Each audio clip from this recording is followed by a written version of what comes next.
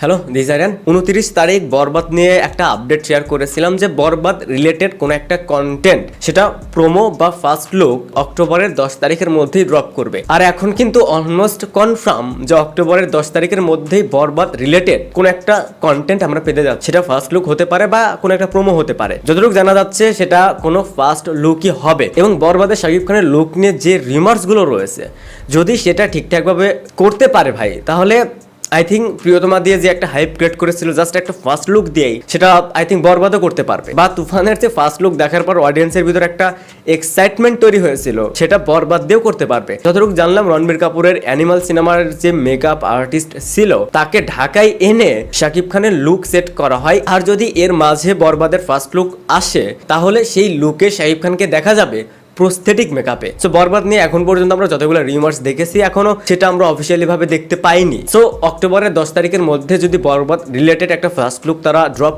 করে এবং সেই লুকটা দেখার পর হয়তো কিছুটা আন্দাজ করা যাবে যে ফিল্মটা আসলে কি রিলেটেড হতে যাচ্ছে, শাকিব খানের লুক কেমন হতে যাচ্ছে। আর এই সময় শাকিব খানের সিনেমা নিয়ে কম বেশি সবার একটা আগ্রহ রয়েছে বা থাকে, কারণ তার কাজের প্যাটার্ন আস্তে আস্তে চেঞ্জ হচ্ছে। যদিও এই ফিল্মের যে ডিরেক্টর মেহেদী হাসান হৃদয় তাকে নিয়ে কিছুটা সমালোচনা রয়েছে, ইভেন আমি এখন পর্যন্ত তাকে নিয়ে কোনো ওপিনিয়ন দেইনি যে তিনি কেমন করবে নতুন হিসাবে। যখন এটার ফার্স্ট লুক আসবে তখন হয়তো ওপিনিয়নটা দেওয়া যাবে। বাট এইখানে যারা হতাশায় রয়েছেন, দেখেন হতাশ হওয়াটা স্বাভাবিক, এটা নিয়ে চিন্তিত হওয়াটা স্বাভাবিক, বিকজ ডিরেক্টর নতুন আর শাকিব খান নতুনদেরকে এভাবে যতবার চান্স দিয়েছে হয়তো এই লাস্ট 1-2 বছর ভালো কিছু কাজ পেয়েছে নতুনদেরকে চান্স দিয়ে। বাট এর আগে যাদেরকে চান্সটা দিত তারা কিন্তু শাকিব খানকে সেভাবে ইউটিলাইজ করতে পারতো না, তাকে জাস্ট জোকারি বানিয়ে রাখতো। বাট এই সময় শাকিব খানের রিসেন্ট কাজগুলো দেখার পর, প্রিয়তমা দেখার পর, রাজকুমার দেখার পর, ফান দেখার পর, ইভেন দরদের টিজার দেখার পরে মনে হয়েছে যে শাকিব খান সে আসলেই পরিবর্তনটা হয়েছে। যে ফিল্মে ভালো প্রোডাকশন হাউস নেই, ভালো টেকনিশিয়ান নেই,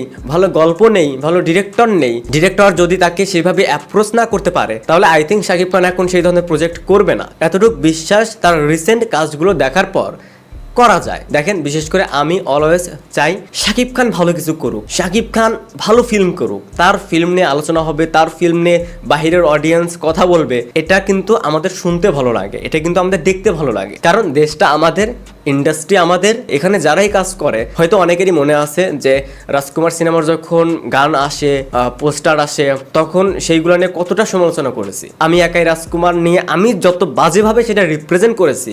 ফার্স্ট ওই সময়ের যে গানগুলো নিয়ে প্রথম সমালোচনাটা হতো, কোনো ইউটিউব চ্যানেল থেকে যে ভিডিওটা যেত ওটা কিন্তু আমারই যেত। আর আমার আগে যেসব ইউটিউবাররা রিভিউ দিত সেটা তো ভাই মানে ভালো হলেও ভালো, খারাপ হলেও ভালো। বাট সেই সময়ে সমালোচনাটা কিন্তু আমাকে দিয়ে শুরু হতো। রাজকুমার সিনেমার প্রায় প্রত্যেকটা গানকেই যেভাবে ধুয়ে দেই, বিশ্বাস করবেন না, সেই সময়ে থ্রেড, সেই সময় ইনবক্সে চ্যানেল উড়িয়ে দিব, এটা করব ওটা করব, এর পরেও কিন্তু তখন সমালোচনা করে গেছি যে শাকিব খান তার যে সুপারস্টারডম ইমেজ সেইটা এইভাবে কেন ব্যবহার করছে, বা শাকিব খান নিজে কি বুঝতে পারে না যে এইটা আসলে অডিয়েন্স চাচ্ছে না, আমাকে এইভাবে দেখতে তারা চায় না, বা যারা নিউট্রাল অডিয়েন্স তারাও আসলে শাকিব খানকে অন্যভাবে দেখতে চায়। যখন দরদ রিলেটেড কোনো কন্টেন্ট এসেছে আমরা অ্যাপ্রিসিয়েট করেছি, যারা শাকিব খানের সিনেমাও দেখে না তারাও কিন্তু অ্যাপ্রিসিয়েট করেছে যে না এই লোকটাকে দিয়ে আসলে ভালো কিছু সম্ভব, শুধু এটা করতে পারেনি এতদিন ডিরেক্টরের কারণে, সেটা আমরা তুফানেও দেখেছি। বাট যখনই এত বড় কোনো স্টার কোনো ভুল করে বসে সেটা তার ফ্যান বেস কিছুটা নিতে পারলেও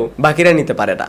যাই হোক, বরবাদ রিলেটেড এখন পর্যন্ত যেহেতু কোনো অফিসিয়াল আপডেট বা অফিসিয়াল অ্যানাউন্স আমরা পাইনি, বাট আমি আগেও শেয়ার করেছি যে অক্টোবরের 10 তারিখের মধ্যে, এই মাসের 10 তারিখের মধ্যে কোনো একটা কন্টেন্ট আসতে পারে, সেটা লাইক প্রোমো হতে পারে, সেটা ফার্স্ট লুকও হতে পারে। যখন দেখা যাক বরবাদের ফার্স্ট লুক দিয়ে প্রিয়তমা বা তুফানের মতন সেই হাইপটা ক্রিয়েট করতে পারে কিনা। তো এই ছিল ওভারঅল বিষয়টা নিয়ে আমার ওপিনিয়ন। আপনাদের কাছে কি মনে হয় সেটা অবশ্যই কমেন্টসে জানাবেন।